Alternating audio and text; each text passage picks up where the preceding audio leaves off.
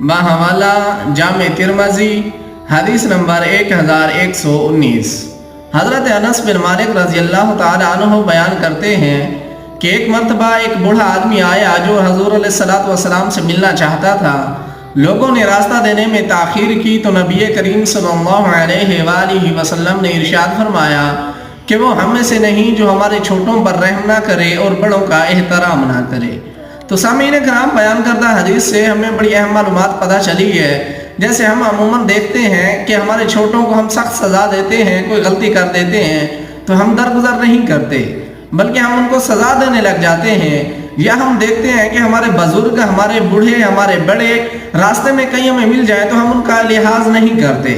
یا اگر ہم خود سیٹ پر بیٹھے ہیں وہ کھڑے ہوتے ہیں تو ہم ان کو جگہ نہیں دیتے، یا وہ سڑک کے کنارے رکے ہوئے ہیں، سڑک پار کرنی ہے تو ہم ان کو سڑک پار نہیں کرواتے،